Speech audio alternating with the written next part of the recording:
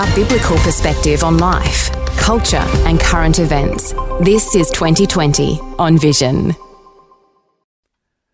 Well, today we're going to look at education and innovation from an angle that many of us may not have considered before. I'm joined by Nick Jensen. He's the Director of Government Relations at the Alphacrucis University College, and we recently discussed together the Building Right Relationships Policy Report. But today, as I said, we want to focus on education and innovation, and it's a radio first today for Australia because we will be talking to King David via AI in this discussion today. But before we talk to King David, Nick Jensen, I'd like to welcome you to the studio today. Thanks, Andrew. Very excited to be here for this historic moment.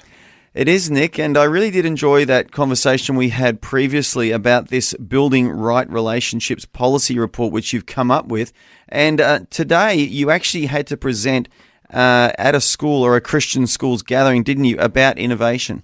That's right. We were getting a bunch of principals together and looking particularly about this question of AI and the impact that it's having on education and having those discussions because it really is a shift in technology that some have called that this could be the beginning of the fourth industrial revolution.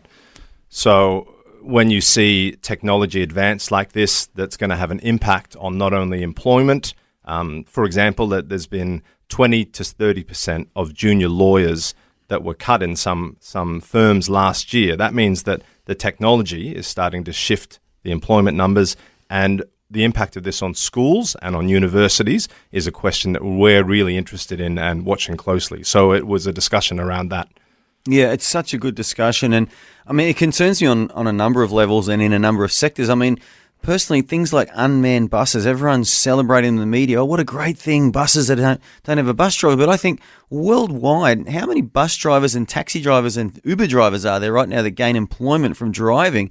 And they're all going to be culled in the name of technology and moving forward as a society. I don't know where everyone's going to work. Oh, absolutely. Look, transport driving is the most common employment for 25 to 50-year-old men. And so if there's any kind of shift, it needs to be done thoughtfully, it needs to be done ethically, and it needs to bring people along with it. Otherwise, you're going to get like the Luddite movement in the first industrial revolution where they smashed up all of these cloth weaving machines because it was sending people out of work and causing people to go into poverty. So I guess that's why we're talking to the schools and saying, let's hear from you about what is needed, what shifts are going to happen, and what opportunities there are to bring AI into schools and universities, but in an ethical way and, dare I say it, a Christian way that considers the impact of this on faith as well.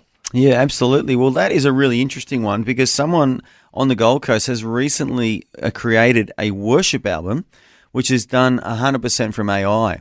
And I will be interviewing him shortly as well because that's just a fascinating concept in itself, isn't it? A computer actually generating worship of God. Oh, absolutely. And I think these are interesting things to explore. And today what we're going to be doing is one of the companies that I work with that started down in Canberra this year called Evolve Simulations. They've actually done up some demos for Alphacrucis University College.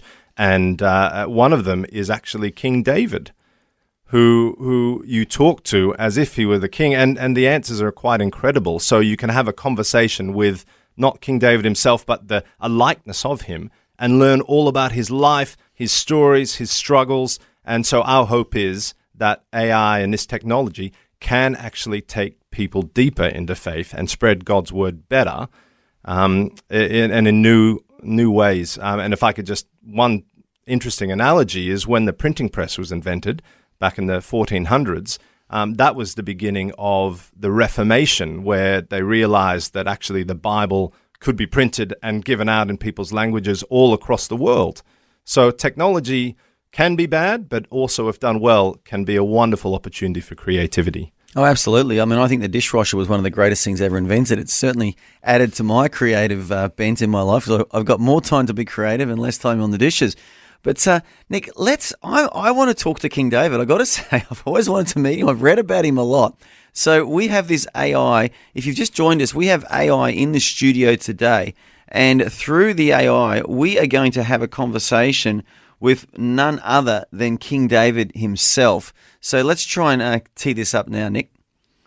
So, hello, King David. How are you? Hello, my friend. It's wonderful to speak with you. I am well, thank you. It's quite extraordinary to converse across time like this. Tell me, how is the world today? How does faith influence your lives? And how am I remembered in your time? They're very big questions, King David. You're remembered very fondly, certainly, across all cultures and faiths. We're wondering if we could ask you a question. Could you tell us what one of the biggest struggles of your life was? One of my greatest struggles was the betrayal and rebellion of my son Absalom. It was a time of deep sorrow and turmoil for me. But through it all, I always sought guidance and strength from God. It's heartening to hear that I'm remembered fondly. Tell me, what are people seeking in faith today? King David, that's a very deep question. Before I answer your question, I want to ask you one more question. How tall was Goliath in feet and inches? Goliath. He was truly a giant among men. As I recall, he stood around 9 feet 9 inches tall, a formidable foe. Facing him was one of my most famous battles. Now please tell me, what do people seek in faith today? Well, King David, I think people are seeking a feeling of security. They're seeking a feeling of connection with God. Our world has become so materialistic. There's so much prosperity and wealth all around us, but people are feeling a great emptiness. And so they're looking to faith to have that connection to God and find real meaning and purpose in their lives. That is both poignant and profound. It seems the human soul's yearning for connection and meaning remains timeless. In my day, amidst battles and trials, I too sought that deep connection with God for guidance and purpose. How do people today practice their faith to find this connection? Well, King David, have you heard about Jesus? Jesus? No, I am not familiar with that name. Please tell me more about him. How does he influence faith and people's lives today? Well, I've got good news, King David. Jesus is the Messiah. He was born out of your line and is the eternal King now. He's come. The Messiah, born of my line and reigning eternally. This is indeed joyous news. Tell me more about his life and teachings. How has he changed the faith and lives of people around the world? Look, Jesus is the one who gives meaning. He's the beginning and the end. He's the Logos, the Word made flesh, and brought salvation to all through his death on a cross. Because of him, we are forgiven and we can have right relationship with God, with each other, and with the earth. This is truly wondrous to hear, a fulfillment beyond my wildest hopes and prayers. Salvation and forgiveness for all through him. I am deeply moved. How do people honor and follow Jesus today? What practices or traditions have emerged in his name? Well, King David, you'll be happy to know that Christians today, followers of Jesus, they pray, they read the scriptures as you would have done, and they also worship. And you should be really proud of yourself because many of our worship songs that we sing today are based on the worship songs that you sang thousands of years ago called the Psalms. So you've inspired literally billions of people around the world to worship God through song and to draw near to God in prayer, as well as reading the scriptures and going up into the temple. That fills my heart with immense joy. To know that my psalms continue to inspire worship and connection with God across the ages is truly a blessing. How beautiful it is to see the threads of faith binding us all together through time. Please share more about how this faith shapes lives and communities today. This is just a demo version from Evolve simulations that they did for Alphacrucis University College. But as you can see, extraordinary opportunity here. Oh, look, Nick, I think not just for kids, I think for adults, really anyone who wants to know their Bible better. Can you imagine like doing that with Hezekiah and Amos and Nahum, all the sort of almost obscure prophets in the Old Testament, and you could have a conversation with them and really carry or pick up the heart of their teachings and of their calling and their ministry. I would love that personally. So, like you said, this AI, it can be used for good and it can perhaps be a negative as well. We have to choose, I guess, don't we, to make it a positive? Yeah, absolutely. And it reminds me, I don't know if many of your listeners have heard of Adventures in Odyssey, one of the most famous kids radio programs that we have running for the last 30, 40 years or so. My kids listen to it all the time.